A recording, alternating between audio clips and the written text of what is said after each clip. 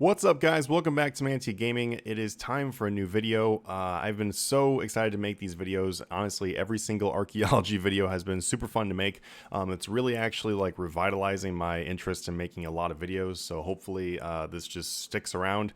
So in this video, I wanted to make this real quick video because this one is pretty cool. A lot of people said, that it really helped when I made a video like this last time about the Oddments store. So right now, the Oddments store is currently doing a 75% off sale for the medium prismatic stars. That is definitely the best option in there.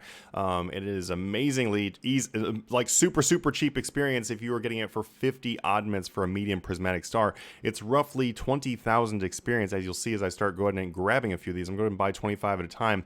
25 of them cost me about 1.2k Oddments. Actually, it's exactly 1.2k Oddments.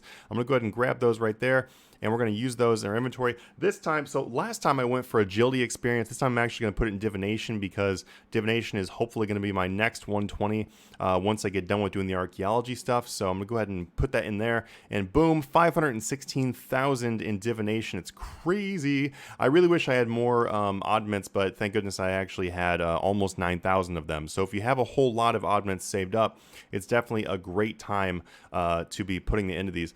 So right now we started off at somewhere around like 1.3 million bonus. So I'm gonna go ahead and dump these into here.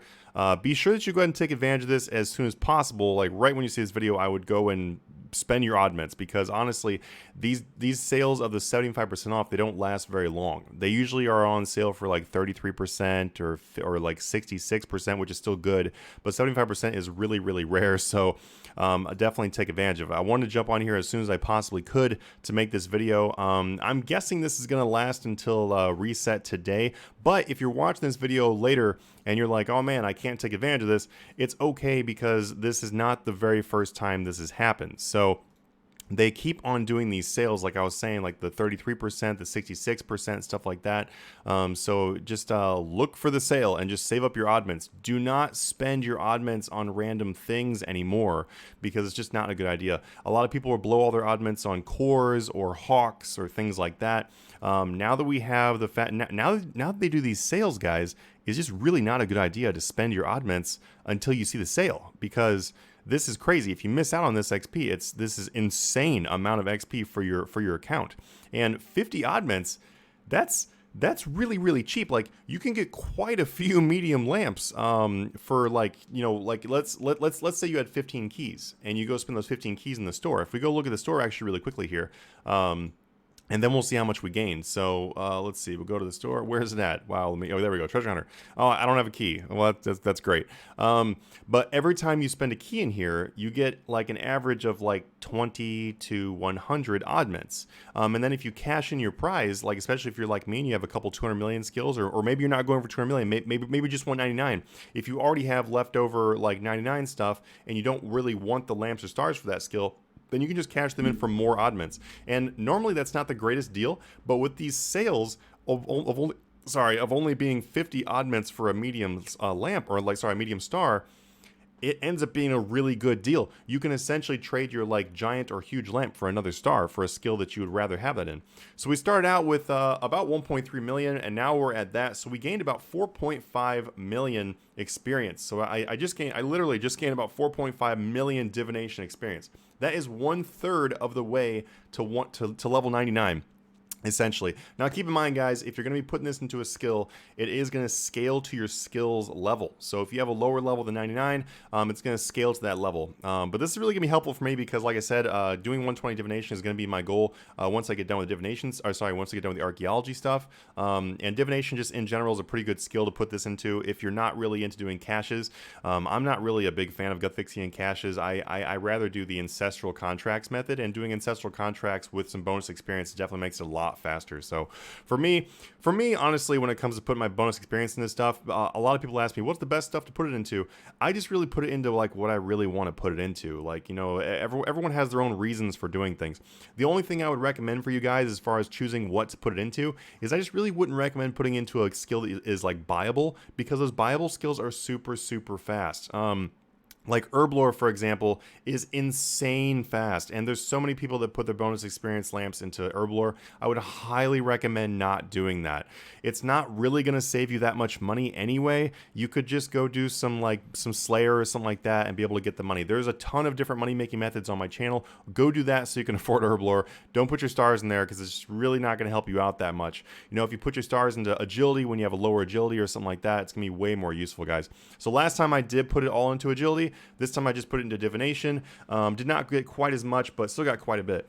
Something else I want to talk about really quickly too is some really cool updates that Jagex just made. A lot of people don't read the patch notes, so I went ahead and pulled out the patch notes for you guys to show you guys the coolest things they just came out with in the patch notes. So right here in the very beginning, we have some really awesome archaeology fixes. Like these are some super nice fixes actually, because they're making things way less annoying than what they were before. So the first one is inspecting damaged and restored artifacts or filling up your soil box will no longer stop you from excavating. This is awesome because when you're sitting there excavating, there's not that much else to do, especially when like you're doing an excavation that's going to take a while. If there's nothing else to do, I mean, it's pretty nice to be able to like look through the artifacts you currently have in your inventory to see like, you know, what do I need for my sets? What do I need for my collections? And now you can do that without stopping archaeology. Obviously, you could totally put the soil box into an action bar previously in order to fill it up, but now you don't even have to do that. You can take that off your action bar. It's pretty sweet. The next thing is that they did now change it so that the Harlequin cow, the shiny cow, can now be replaced by 3 different cows instead for the archaeology mystery. If you don't know what I'm talking about that mystery, just when you get to one of the mysteries, it'll ask for a cow. Now they just made it much easier to get. The next thing is that a tick has been added to the artifact information to show if you previously have completed any associated collections. This is actually pretty sweet. And so what that actually means is when you click on an artifact, previously it would tell you like 2 different options or 3 different options or 4 different options, like however many collections that artifact goes into, it'll say it on that artifact. And then now it actually shows a wow, I just can't talk today. It actually shows you a tick now without having to click the collection to see if it's already been put into that collection, which is super nice. Actually, it saves you a lot of time. It's just like, it's a small thing, but it saves a lot of time. The chance of receiving an artifact from research has been increased, which kind of goes to the next one. That's actually pretty sweet. So when you're doing research, you can get more artifacts, as speeds it up a little bit. Also, they adjusted the things they adjusted the text for the consumable stuff in the archaeology shop to make more sense, which is actually pretty sweet. We'll go ahead and take a look at that really quickly because I haven't personally looked at that one. I know that like as soon as I heard about it, I was like, oh, that's pretty cool. But let's go take a look at it really quickly and see the changes. Also, something else I'm going to be discussing here in a second is that they added this glow on the characters now. So as you can see, when you click them like this, they glow, which is actually, when I very first saw it, I was like, that's really weird because that's not very RuneScape-like, that feels like a different game, kind of. But at the same time, though, it is nice because a lot of things in RuneScape have really weird click boxes. And now this will actually let you know if you are in a click box. So actually, it's actually a really good thing. I'm sure there's going to be some people that are going to complain about it for the same reason that I was thinking about complaining about it, when it like along the terms of like, hey, it doesn't really look like RuneScape. But the thing is, though, is a lot of the click boxes were super obnoxious, especially doing agility and everything. The click boxes were horrendous sometimes. So this really helps that because it lets you know if you're actually going to click the thing you're trying to click. So major improvement, I think, personally. Also, let's see, you can't see it through walls.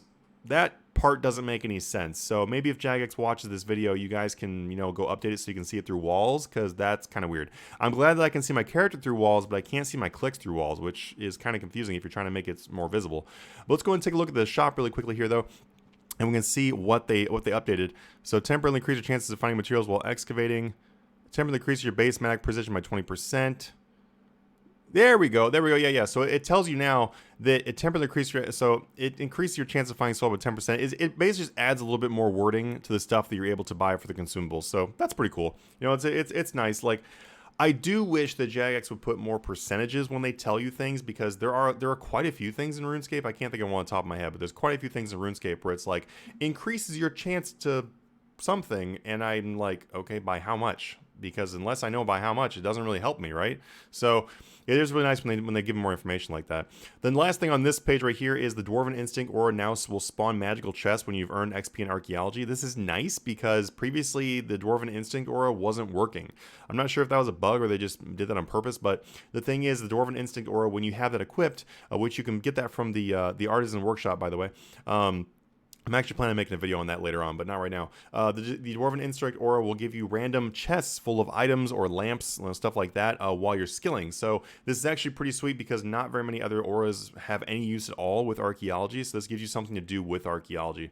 A really quick note on that too about the different auras that you can use while you're training Archaeology or different suits. If you don't have the Archaeology suit yet, and so you can really just basically wear whatever, I would really recommend wearing the Nimble suit, because the Nimble suit, if you check out my character, I'm actually using it myself. The Nimble suit will actually let you use your Silverhawks, and then you'll get more experience for using Silverhawks while you're doing Archaeology. Silverhawks and Archaeology, they really go well together until you have the Archaeology suit. So let's look back on that page now. Okay, so that's pretty much it for this one.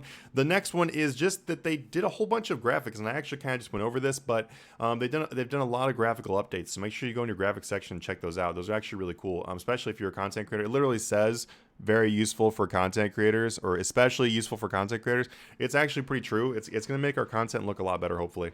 Anyway, guys, thank you so much. I really hope you enjoyed this video and all the videos coming out. Please hit the subscribe button, hit the like button if this helps you out. Please let me know any questions, comments down below, and join our Discord, guys. It is insane. On Friday, we had 5,400 members in our Discord, and I thought that was pretty big, which it is kind of a big Discord. Now we have over 6,000 people in the Discord. It is nuts. We have gained 10% of our server population in a weekend. It's crazy. It's so crazy. It's so active. There's so much going on. It's nuts. But anyway, guys, check all that out in the description down below. I'll see you guys in the next video. Thank you so much for checking out the content. Have fun with Archaeology. Later.